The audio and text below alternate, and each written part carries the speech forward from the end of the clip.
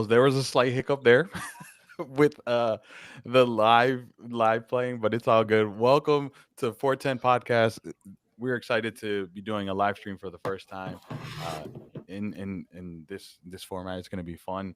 Uh, Everyone, as you're joining, welcome. We appreciate you for joining. If you are not subscribed, make sure you do hit the subscribe because DMV Sports Media has the best coverage of the DMV soccer scene. So with me, as always, Mr. Noah Walker, Alfred. How are you gentlemen doing? I'm fantastic. I'm absolutely buzzing to be back on the show. Hopefully, going to get some footy in this weekend, but certainly there's some games to be played on the near horizon. So I'm excited to be back and discussing all that. Alfred, how about Yeah, you? for me, it's been an exciting afternoon. Liverpool winning with Arsenal drawing. It's been a really, really good day. Looking forward to this. Yeah, I don't even know how to react to that. No, I'm happy for you. I know your Reds have been actually I don't know. I haven't been watching the EPL in the last like 3 weeks, so I couldn't even tell you how they're performing. We've been drawing actually a couple of ties, and so the lead that we had in the top was sort of like the gap was closed. But with this draw today for Arsenal and us winning, it's extended it back to 6 points with us having a game in hand. So perfect, really. Look at you guys go. I'm with you, Gio. I have not paid it at all. I can tell you're a purist. We're here to talk about local footy players I can reach out to, say what's up to, get involved with. But Of course. Look, Noah, what else could be said? That's literally where I'm at right now. That's where I've been at with my life for quite some time now. Where my reach of soccer or football doesn't go beyond my northeast quadrants here in the USA. But it's So all you good. see, Go ahead. yeah, I've got so much on my shoulders, haven't I? Focusing on Liverpool distress and then focusing on local footy as well. yeah, I will say, you do have a love for Liverpool, but I'm not going to call you out at all for your lack of support of local footy. I know you Exactly, yeah. The question is, where do you have the time for anything else besides football in your life? Oh, I really do actually. I don't know if you know this. I'm an actor, Noah. Fair enough. Yeah, exactly. We all right. So anytime we need commercials, we know who we're reaching out to. Exactly. Yep. Reach out to Alfred. Yeah. Yeah. Well, everyone, we appreciate you joining. We're gonna get right into what you're here for. The local soccer scene. Obviously, there's some things up in the air because of weather, pending weather. There's alerts of 5 to 6 inches, 3 inches rain. There's mixed information everywhere, but I'll tell you this, and Noah, you got the top of the news right now, and I'll throw it to you here in a second. But as far as Maryland games are gone, they're all postponed. They're all postponed. There are no Maryland games, but the Virginia scene, I will leave that to you, Noah, because you have the latest and greatest. Absolutely. Yeah. So as Gio said, Morton Cup and the Maryland, the roll inside of the MDV Cup this weekend already postponed. We'll get information disseminated as soon as we know when those games are going to be played. But I do have it on authority. There's some concerns from fans, players. Is this cup going to just get called? They're not. They're not. They've experienced this before. The cup commissioners always find a way to get these games played. It's just going to take some patience and some flexibility from the teams. May have to be some midweek matches at some point, but we're going to get these games played. With that said, Virginia, we're still trying to play this weekend. I am actually going to go over to Thomas Jefferson High School in this evening and just make sure that the field is in a playable condition. The sun and a little bit of rain, did heat up the field today. I'm going to make sure that the lights are still going on. And it's my understanding that Fatty, who's representing the other field, I think it's either Ken Lawrence or he's also going to check out, I think Quantum, going to check out the condition there. We're going to get touch base, and so around 6 p.m. Involved teams expect that you'll hear, and then fans shortly thereafter, once the teams have all been made privy, we'll put out some information about specifically if the games are going to be played, where and when. I will say if the Thomas Jefferson games happen, it's going to be 5 p.m. for Alexandria United versus Orange and 7 p.m. for Los Toros and World Class Premier. So they're either going to be played at that time or they're not going to be played tomorrow. Simple as that. So. Oh, do you want to mention the other two games that are scheduled to take place? I don't know if they are though. Certainly. Aegean Hawks and North Stars Berryville. That's going to be a good matchup. Unfortunately, don't know the time nor location for certain. That's going to be decided by this evening. And the other one is Yins United against Esperion. Esperion looking to make their first appearance of the tournament. Likewise with Alexandria United in World Class Premier and North Stars Berryville, since their match, unfortunately, in week 1 was postponed. So some teams chomping at the bit to get out there. I'm sure if the conditions are in any way playable, we have a field available, we're going to get it going. It just may be a slight weather reverse conditions, which will be exciting for the fans. And we do have those 2 matches, Alexandria United versus Orange and Los Toros versus World Class Premier, predicted to come to you live. Yeah, so obviously this is a very fluid situation. It's all contingent on how the weather, conditions of the fields, everything holds up. But if things do hold up, we'll have 4 games to talk about, which we're going to talk about here in a little bit, and 2 games streamed on the channel. So make sure you hit that subscribe button. Alfred, let's start with you. Let's start with Yins United and Esperion. Tell me what do you expect from this match? I think it's gonna be a one-sided game, really. If, of course, Yins United, sort of like turn out for the game, because I think they've got the players, they have the experience, and they have that bit of seniority over Esperion. I've seen in the past podcast, I've talked about how I've seen Esperion play against Estudiantes. They were a very good side.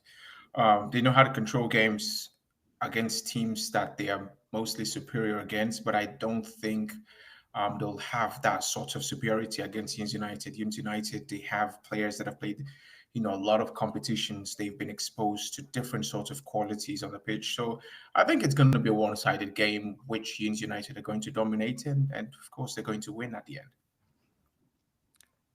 Noah, you got another take, or are you? No, I'm going to keep with that. I do think that given the conditions, I think it's going to be a close game. I think it's going to be a scrappy game, and probably with any of the games that get played tomorrow, going to be, kind of a ugly match. But I do predict the seniority, experience of Yins is going to prevail in this one.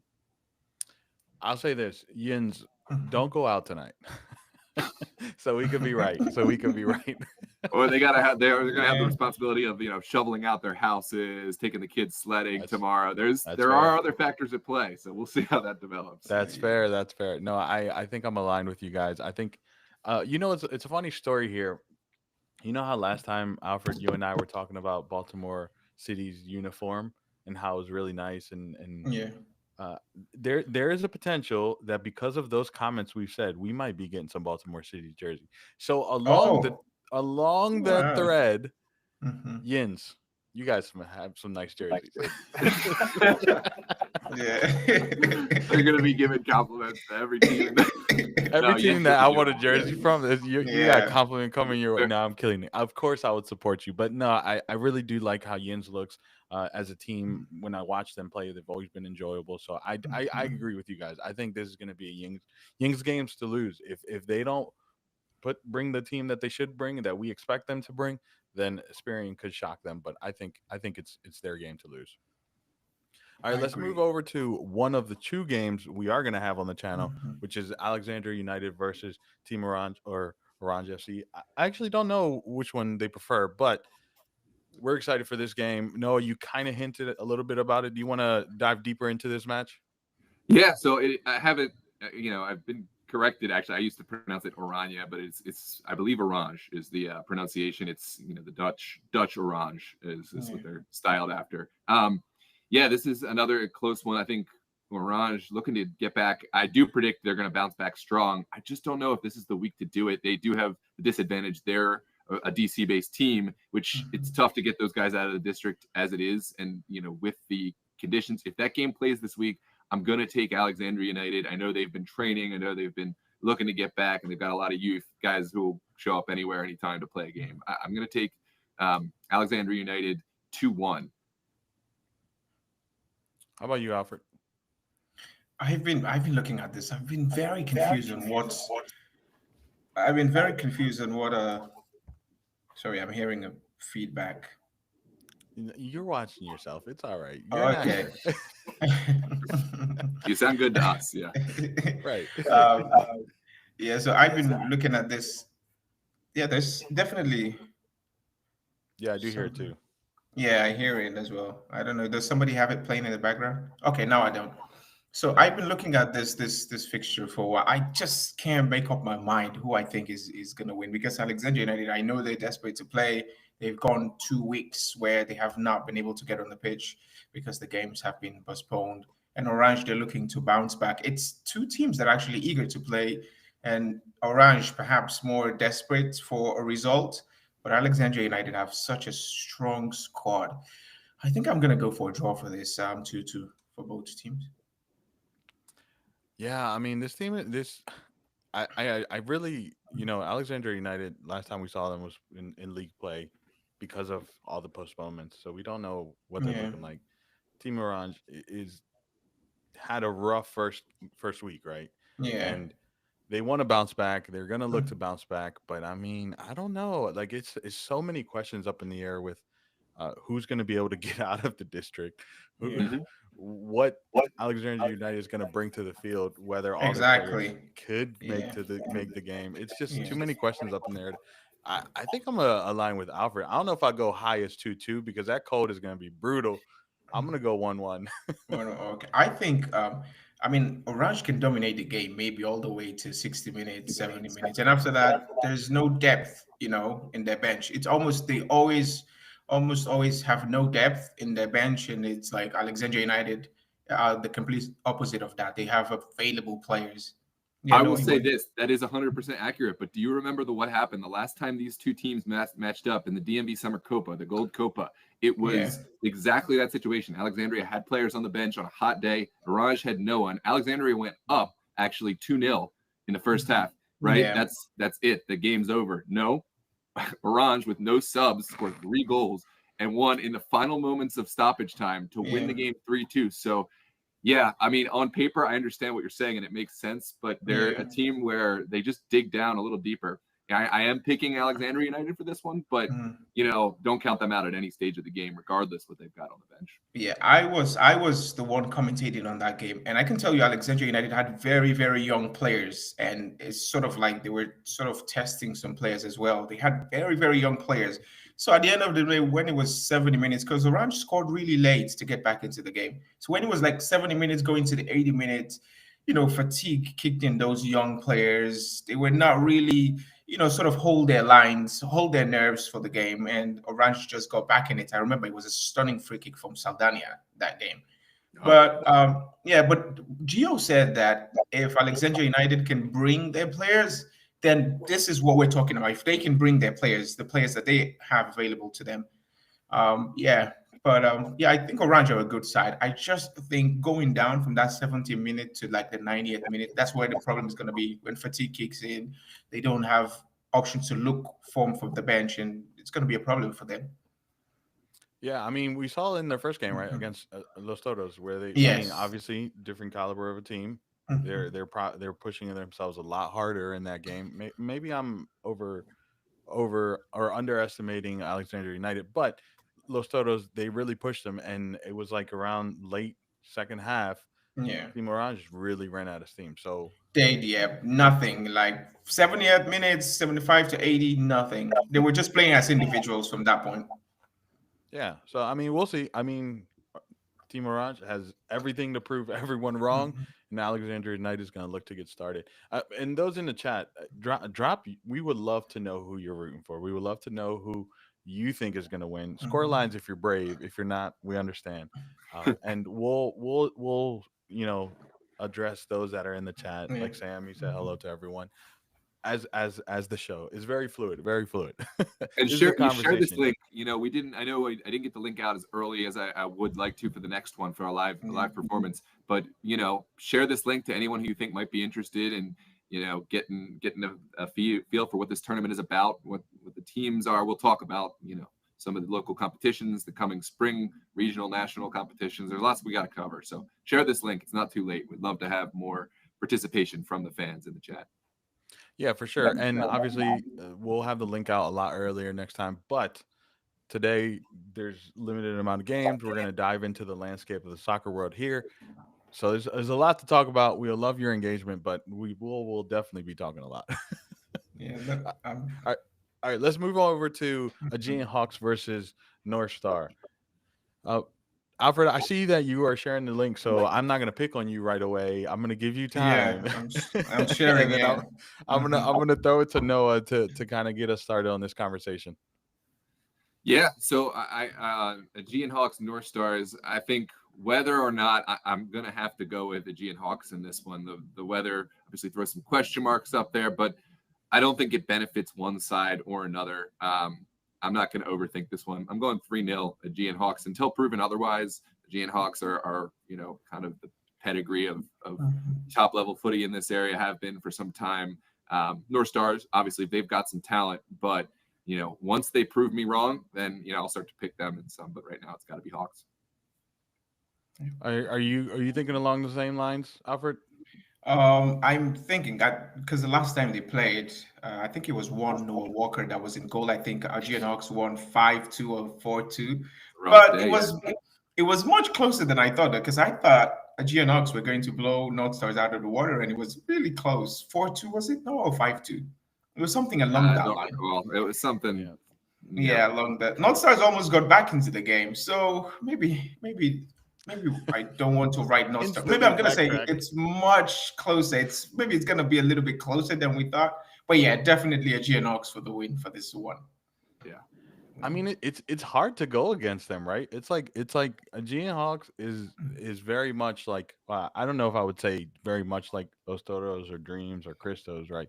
But it's they're up there, right? Where you're it's a confident pick. It's a sure Yeah, bet that you can pick them, especially with teams that are either not at their best or they're trying to get in season form. It's like Aegean Hawks is a tough ask for anyone they to are. play against. So Mm. I think I'm aligned with you guys, and I'm gonna go with Aegean Hawks. Though I'm waiting to like pick a different team, so it's not everyone agreeing. But I can't do that. This is too straightforward to do that. Yeah, and there's only four, and yeah, the last one maybe I'm wrong, but I don't see that one being one that's too controversial in terms of us, who we're picking. But we'll see. I will. We'll see. Oh, We'll see. We'll see. actually, yeah. Let's see. Let's see. I knew it. Because Something was telling me. No, let's see. Let's see. All right, the last game, which will be yeah, also on the channel, and if you're not subscribed, you're gonna miss it. If you are subscribed, good for you. It's gonna be World Class Premier versus Los Toros. What are we thinking, Alfred? You're gonna be yeah. controversial. I feel. I feel. I want to be, but the thing is, I've watched a cup. Like the last match I remember for World Class Premier was that match they played against Ians where they lost, but they created so many chances. And if the strikers on that day were clinical, it's a match they would have won by a huge gap. But my question is that a normal sort of performance, or was it just maybe a fluke sort of performance where they played really well? They've got Daniel. Me and Noah have talked about him times and times again. I know He's Anchor, yeah. exceptional, yeah. But then Los Toros, it's just the depth. It's just the depth. They can field. You can go foot toe to toe with that first team, and then as soon as they make changes, they're substituting Aidan Mahoney. They're putting in Jack Stone. They're substituting someone else, and then they're putting Freddie Javel. It's just quality for quality, if not even better. So I don't know if World Class Premier are a consistent team. I don't follow the APL too much. So I'm going to play it safe here and say Los Toros are going to win this by 4 goals to 2. No. Mhm. Yeah, I will say in the past, World Class Premier have been giant killers, and on one day, they may drop a match that will have you putting them in. We'll call it a bucket of okay, this is whatever. But they're a team that's been to the playoffs and actually been pretty far in the playoffs of the APL, which by the way is a competitive league. G and Hawks, Yeah, United, World Class Premier, Los Toros, just to name a few. That's not an easy league just to advance through playoffs. So I will say it's not going to be an easy game. However, Los Toros, they're as good as we've seen. They're a team that's on the rise. They've always been one of the better teams in the area. So I got to pick Los Toros 3-1. And I think they just continue to take care of business in this tournament as one of the favorites. I don't know if this is controversial, but I think this is going to be a closer game than we think. I think World Class Premier is. It's one of those teams, even from when they were still one organization with Bobcats, that they're one of those teams that will show up to make sure they play against a good side at their best. And Yes. I think with that being said, it's not. I'm not obviously not going to pick World Clash Premier, but I think it's going to be a lot closer. I'm thinking it's going to be like a 2-1 victory for Los Toros. That's fair. But I think it's going to be a good game. It is going to be a good game. But we're talking about a lot about different teams, different leagues. I kind of want to, for those that are joining us or are new to the DMV soccer world, I kind of want to paint a picture of what this landscape looks like because there's a lot, right? I mean, we're talking Yeah. about two tournaments right now: the MDV Cup, the Dorton Cup. MDV Cup, goes into two other tournaments, the Rolling Cup and Stewart. yeah. So it's Stewart. like, so sorry, Stuart. So it's so Oh, yeah. many cups. Let's kind of lay out the scene. Noah, do you kind of want to run through all the Maryland and North Virginia team or tournaments, and we could talk about what those tournaments mean? Sure. Yeah. We'll start with the. You're talking about the Winter Cups, as Hmm. far as competitions. Sure. So the MDV Cup, right? That's a newer competition. This is your Champions League, if you will, of teams from USASA, elite amateur leagues in DC, Maryland, and Virginia. It was not an open invitation. It was or only each league got a certain allocation number of teams, just like the Champions League. So that it's really just the best of the best. There's 4 groups of 4 teams.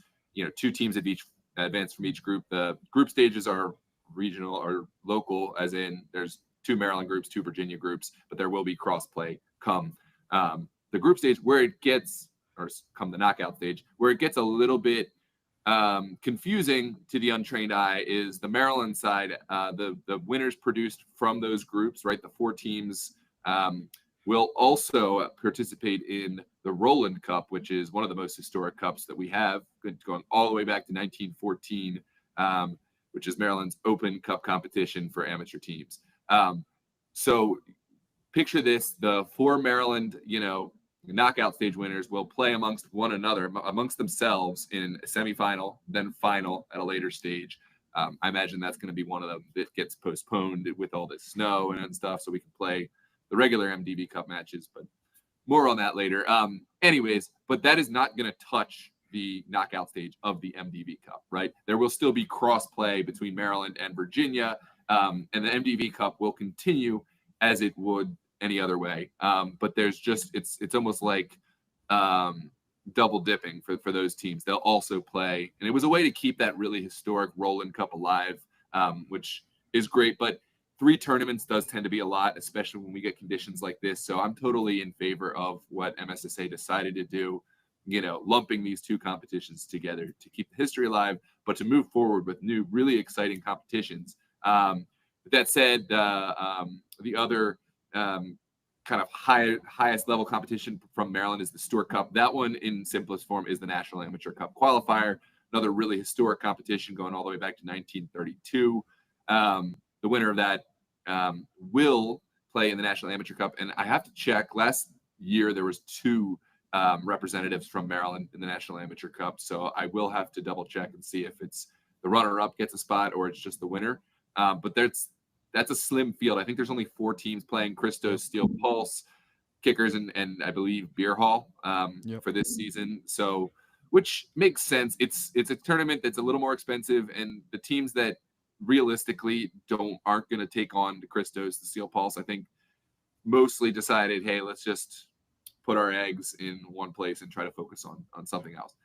The other Maryland competition that we've got, it doesn't advance to anything else. It's kind of your UEFA Europa League, but still very competitive, is Morton Cup. And that is also open to unaffiliated teams who don't necessarily play in an amateur, a sanctioned league.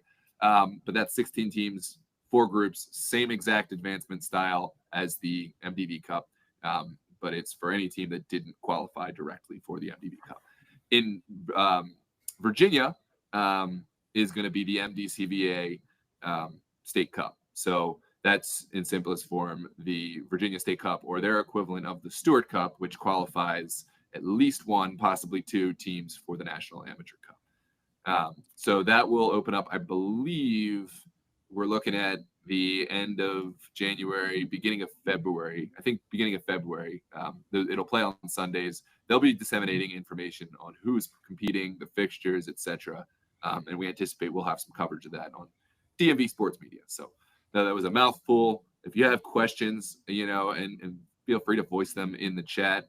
But I know it can be daunting to the uneducated fan who has never seen these competitions before. It seems like a lot, but it is really exciting, and we've got some great competitions offered coming up. Alfred, let me ask you this, because Mhm. that's a lot of cups, right? In Yeah. February, potentially we could have 5 tournaments going on at once, because Norton Cups will either be wrapping up group stages or going Yeah. into their quarterfinals. Stewards Cup will be kicking off. Rolling Cup will be kicking off, because hopefully the MDV games have been played by then, and in Mhm. February they'll be playing their semifinals. And then you also have the MDV Cup still going, and on the opposite side in Virginia, you'll have the DVA. Wait, hold on. MDCVSA. MDCVA State Cup going on. It's a lot of alphabets out there. But There's but too it's many it's consonants. That's It's why. Metro DC Virginia Soccer Association, I think. Yeah. so it's a lot going on, right? I mean, imagine you're a team that is playing like Christos, that will be playing the Stewards Cup. We assume that they're going to qualify for the Rolling Cup, right? If they play it the way they should, and then they'll be playing in the MDV. That's a lot of games for a team to manage. Do you think we see a lot of teams, the usual folks, or do you think we'll see new teams advancing because of these multiple tournaments playing? Well, that's why teams like Crystals, Still Pauls are so good because they have the sort of depth that they can be able to rotate and still look good. It's just, I mean, look at Virginia Dream. Sometimes it's the players that play, you've never seen them before, and they still sort of maintain that top level. Yeah, it might take a toll or two, maybe a little bit set back to the teams, not in a sort of way where they lose games week in, week out, maybe a couple of ties there, here and there. But these players love to play. Sometimes you see plays a game in the afternoon and he's still playing VSSL at 9 p.m. So I don't think it's gonna take a little bit of toll, obviously, fatigue, but I don't think it's going to affect them in a sort of way where you might see an upset where a team like Crystals or Steel Pulse does not qualify for knockout stages. Yeah, I mean it's wild, but I mean think of a team like Team Orange, right? I know like we're picking on them, but like they're Yeah, very limited with their roster, right? yeah. And they don't look to expand their Mhm. roster. I mean, there's many teams like that really stick to that 13, 15 roster, even sometimes less. That's a lot, man. That's a lot on the players. I have standards, right? For me, there are elite teams and there are good teams and there are okay teams. I don't have Orange as an elite team. Maybe they're a good team or an okay team. They've won a lot. But because of that, not being able to sort of maintain as a big team, being able to have enough players, being able to have that sort of depth. I think they're a good team, not an elite team. Because if they play, I think teams like Virginia Dream, and as we saw when they played against Los Toros, they suffered badly as well. So yeah, Los Toros for me and Orange for me are not an elite team. So what I'm talking about, like the big teams like Yeah. Christos, Das Beer Hall, yeah, I mean them. I'm not categorizing Orange in this particular one. Right, right. No, of course, of course. Hmm. There's obviously layers to the Yeah, the powerhouses that be yeah. in Maryland. But Noah, look, we're talking about tournaments. It's a lot of competitions there, but that's not where the competitions stop, right? We have a lot of competitions going on in the spring that kick off. I mean, we have both the Super Soccer League, which we'll talk about regional play here in a second. Obviously, EPSL falls in that as well, but even statewide there's a lot of leagues. You have Maryland Majors going on. You have the Washington Premier League, which effectively is the APL, right? Is that correct? Well, they're different organizations. The WPL still plays, but the best teams have long since departed the WPL and moved into the APL or in a couple of instances the Virginia Super League, like Virginia Dream, was a WPL team and then switched on over. But yes, in effect. In effect, so it's like there's still a lot. of state leagues going on here in both Maryland and Virginia. Uh, if a team was to start, let's say tomorrow, where would you say they should start? It's a great question, and it is a question that I'm sure comes up a lot. Sometimes I even get asked it, and the answer to me is it's a two-pronged answer. What are your players? It takes a really difficult, honest assessment, which teams do struggle with. What is the level of your players? Just because, say, you've got a player who played in college or some guy who has played at a high level, that's not enough. Has everyone played on that? Are these players ready to commit to a regular practice? And how many? I mean, you think 13 to 15 to even 18 guys is enough. It's not. It's not for some of these, higher level competitions that stretched on. And there's always contingencies, and games are going to happen when it's not your most convenient time. Do you have enough players? With that said, the other component is the financial element. And some of these leagues, especially the regional and national ones, they rack up a pretty penny, and the face value cost, right, in some of these leagues is not the one you have to worry about, right? There's a lot of leagues where you are paying an amount to get in the league, but that's not the ref fees. That's not the possible mandatory live streaming. A lot of these leagues will mandate and fine if you don't live stream. Then there's also field rentals, and that varies from location to location. So if you're entering a league where the registration fee is not all inclusive, you have to be very aware, and there's always going to be contingencies on how much you're going to have to spend, and it's going to end up being more, especially if you're traveling.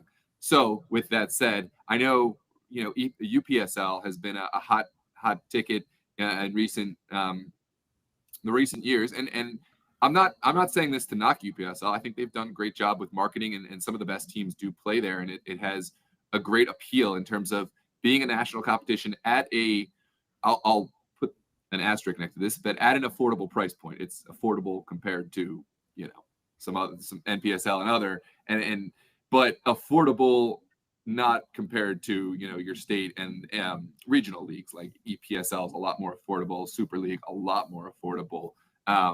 So every team, it seems, that I talk to wants to go right into UPSL, and some they have the players, they have the financial backing to do it. Great.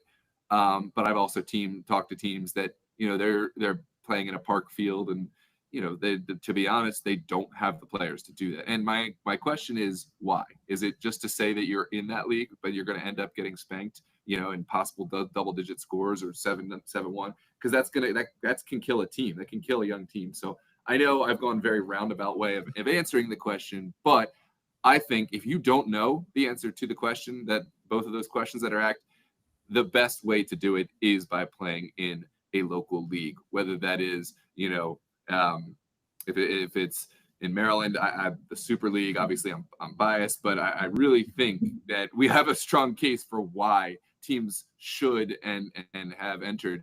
And just look no further than the case study of, let's say, Ristosi, which they started out in Division II, played a few seasons Division II. They didn't get promoted immediately. They took some knocks. They did get promoted, and they ended up, competing and getting to a final in their first season. They beat Christos, and then after the next season, they ended up making the decision, because they had so many college players, that they're going to be doing NPSL, which is kind of the next level of paid national league. They decided they had the players and they had the financial backing to do it, but that's the right way to go about. You don't just say, okay, because I somehow got admitted into NPSL or UPSL, I should play there. There's steps to it, and no one, it seems, here in this country wants to start out in a lower division when another team will let them into Division I or whatever. But you have to ask yourself, if they're letting me right into this, doesn't that mean someone else can do it? And then and so there is a lot of value in earning your way up, getting more players, getting more, comfortable playing together in its Division II, getting promotion, and then, playing against the big boys. And so that, I think that there's a strong case for MSSL in Virginia. It comes down to, right now, do you want to play midweek or do you want to play on Sundays for midweek? I've got to say there's nothing touching what Virginia Super League has. We have Virginia Dream, Great Falls Los Toros, Alexandria United, North Stars Berryville. Even some of the lower echelon teams have really made strides in attracting players. So that's a great league with great value. By the way, live streaming, HD professional live streaming from yours truly is included in all of Super League. Division 2 doesn't matter; they get the same love as Division 1 and Virginia Super League. So that's an excellent benefit. American Premier League, if you're a team that say has to play on Sundays, they have some great competition. We contract with American Premier League, DMV Sports Media, so there's a couple of games covered.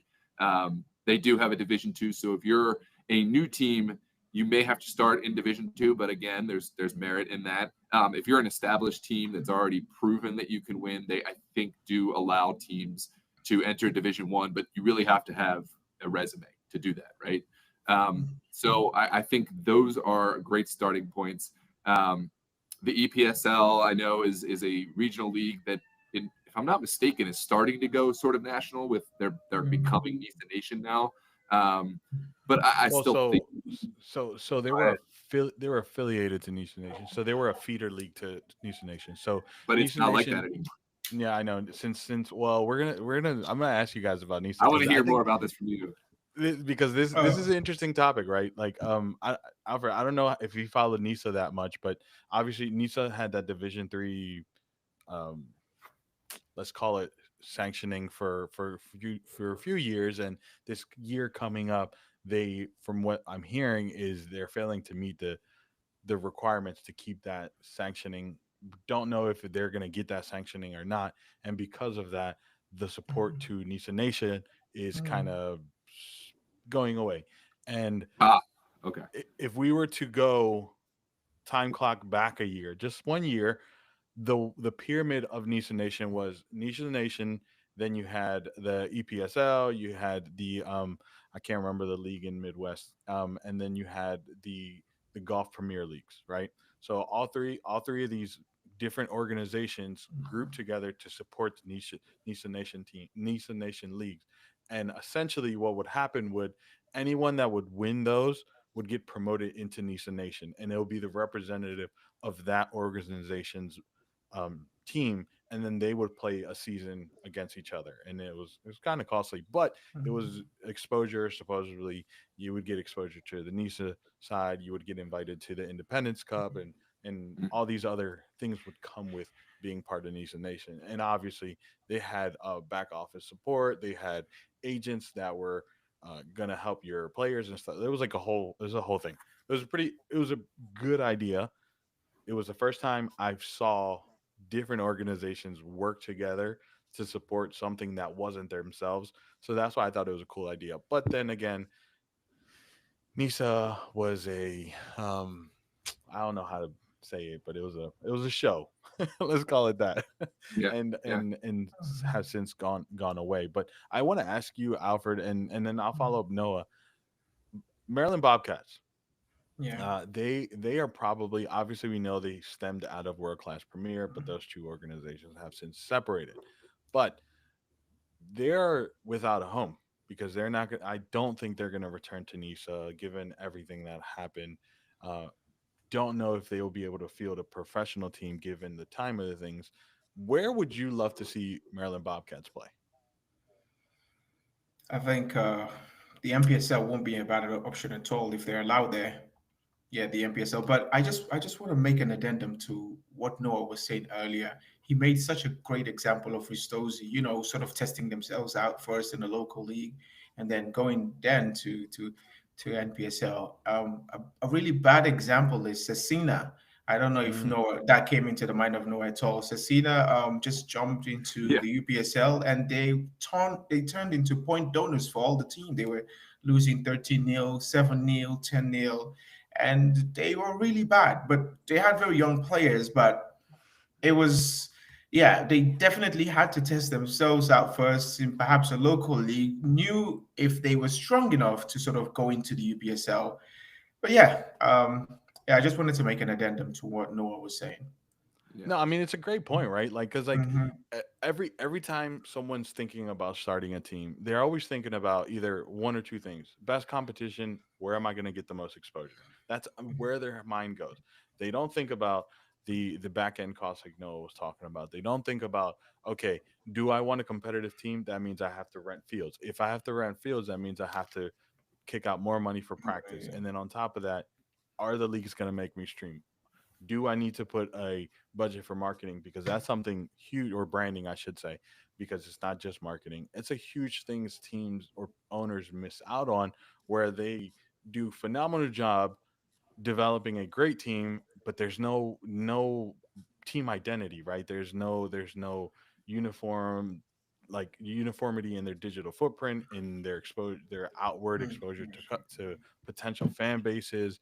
And then on top of that, if you don't build that side, it's hard getting sponsors, man. It's really hard to get sponsors if you don't have that established. And I mean, honestly, at this level, sponsorships is a lifeblood, or it's one of a I will lifeblood. say this: there absolutely are, but do not.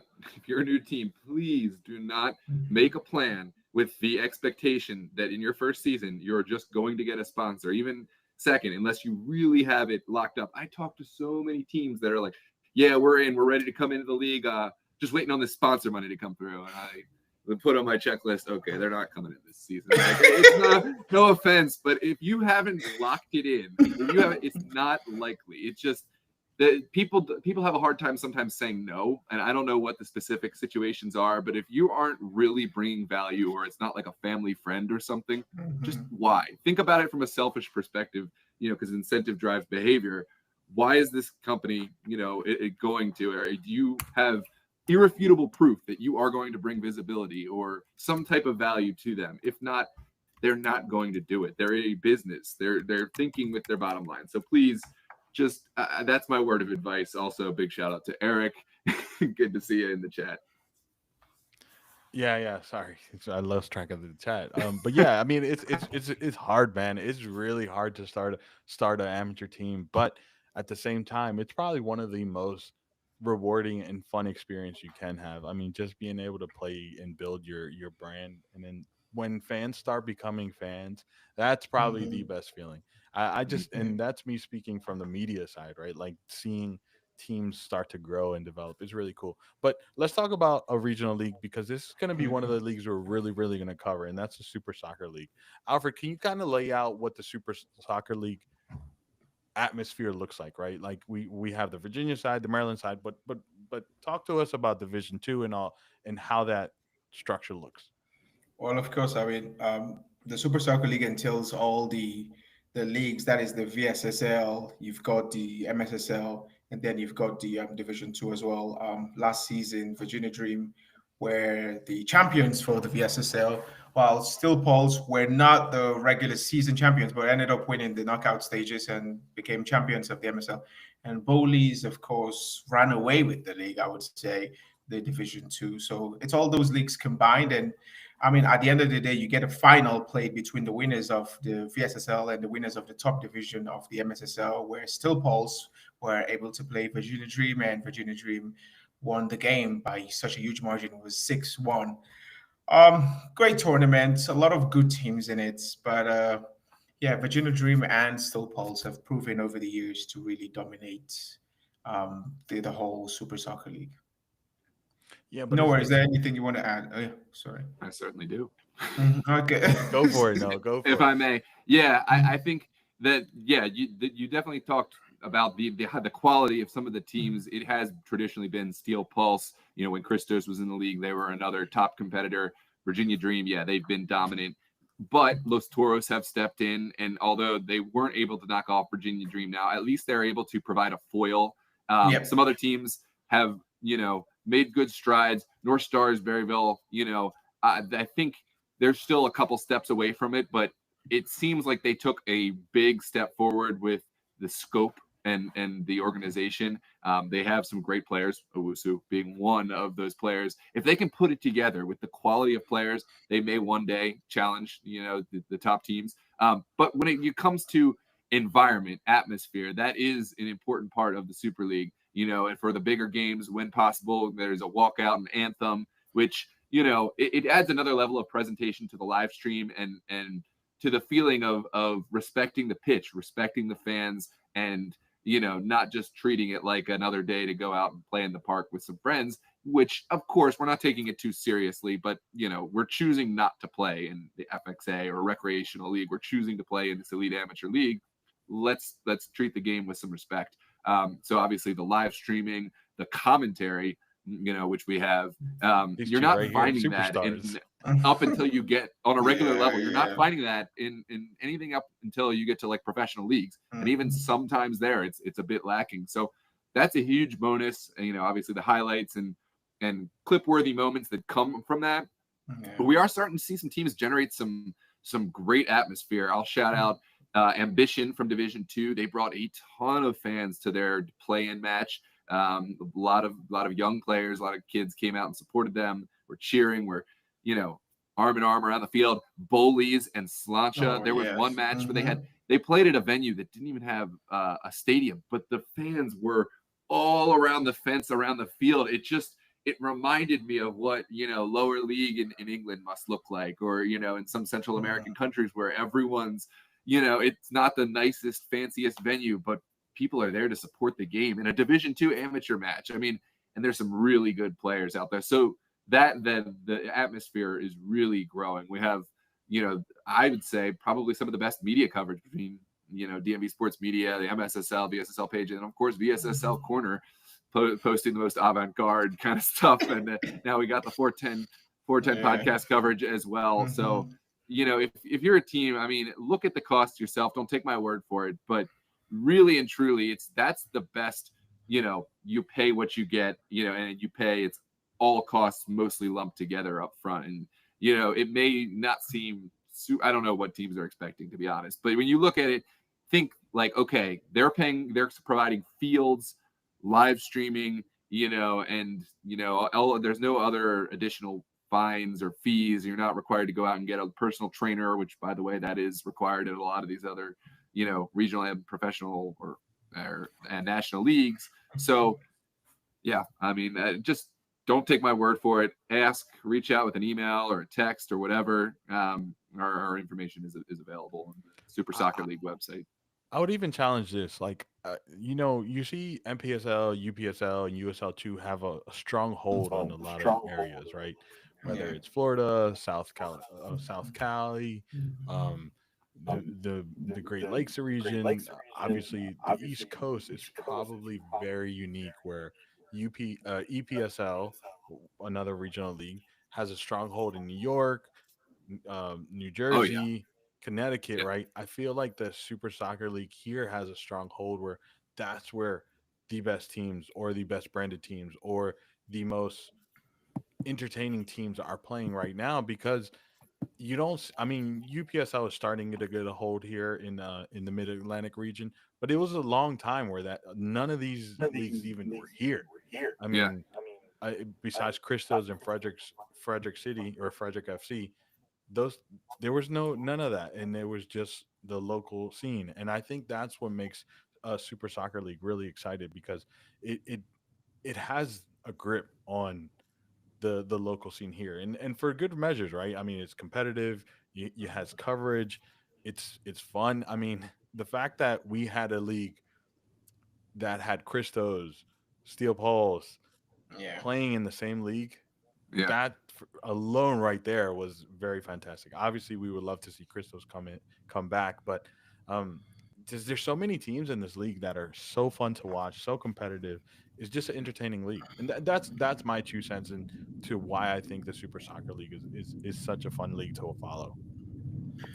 I think, by the way, Noah, I think Los Toros in the summer would actually get very decent turnouts for games as well. Los Yeah, Toros in the absolutely. Los summer, yeah. Toros, they have a great, Mhm. great atmosphere. Yeah, The they do. jeering and taunting from the fans is so fun Yeah, to watch in it person. is. Yeah. Yeah. But yeah, so that's kind of roughly the landscape of the DMV soccer scene. Obviously, we'll be mainly covering the Super Soccer League, but we'll talk about the EPSL, we'll talk about the UPSL, because there Yeah. still are some powerhouse teams in those leagues that we want to cover. But just that's why we really wanted to do a deep dive into the Super Soccer League. Any other last thoughts, gentlemen, before we sign off here?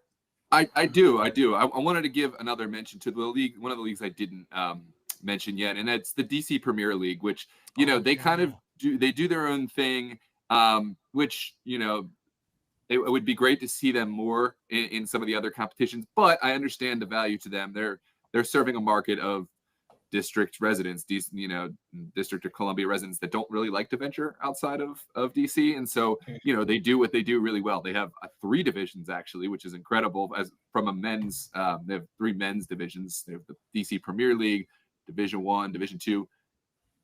And actually, there's Division 2 and Division 3 under the DC Premier League D1. And they also, I haven't mentioned this, they have the DCPL Women's League, which is great. And it would be excellent if we could provide that at some point in the Super League. Shout out to all the ladies players. I will be the first to say DMV Sports Media, we haven't done the best on, women's coverage. Hopefully we can find more teams. Although we did get to cover some NWPSL teams for Arlington. We got to cover all their home games. We used to cover the Christos USL women's games. And we did get to cover the DCPL women's final. So, I'd be remiss if I didn't mention the DC Premier League and all the offerings that they have there. Yeah, for sure. Alfred, any last thoughts before we sign off here? Once again, of course, it's very important for teams to sort of like build on their fan base. There's so many opportunities. There's so many things you could do to actually get fans. So if you're going to watch this at the end, sort of try to get fans and be a team that actually want people to support you. Don't sort of like, oh, we're by ourselves. We're great. We're good anyway. We don't need people. Everybody needs people. And try to like be a team that fans would want to join, Empower people, empower specific people to take on that role, give them whatever it takes, like elite access to the players, make them feel extra special. If they're going to be the head of your supporters group, don't just expect them to go do it and you're not going to, help and kind of nurture that program. Maybe give them some merch if it's something that's financially viable for you. But encourage them to create some sort of social media, and in that way you're not focusing on game day operations and also the supporters group. You need to find a way to bring others and delegate those kind of projects. That's something we're working really hard to kind of do. Just my 2 cents on how that could work. Can I say another thing? Real quick. Before I got into this, I ran a page. It has 197,000 followers now on Facebook. I follow Sierra Leone Sports usually, but because I've been so invested, I don't think I have that much interest anyway. Yesterday, I sent a message that I'm not interested to be a chief admin anymore of SLPLU because I'm so invested. I don't find it as interesting as I do this anymore. So, this has been such a great platform. DMV Sports, I've absolutely falling in love with it. It's man, it's like a drug, man. Like you get the taste for it, and you get hooked. It's really absolutely all addicted. The drama, it's all the gameplay, the fact that we get to watch professional players come down to this level and play against and playing a park field or whatever. That's what I'm saying. Like this is gonna be the best. I'm telling you, this is gonna be our best year. I'm so blessed to have met, first Alfred and then now Gio, and I can feel that you have the same kind of passion, and that kind of passion dies out if it's left alone. If I was still doing this alone, like I could not continue. But Alfred, you picked it up in a huge way, taking on and Gio, I can tell you've been doing this a while, and I'm glad we're finally all on the same team working together. For sure. Well, with that being said, everyone, we appreciate you for tuning in. Those that are listening to it afterwards, we appreciate you for checking it out. If you're not subscribed, make sure you do hit that subscribe button because DMV Sports Media is where you're going to get the best coverage here in the DMV area. And for everyone else, have a great night. Hit that like button, comment. We appreciate you. Hello. Good going, everyone. 1 second. Okay, we're good. All right, don't leave. We got it down. Oh, because it'll scale up.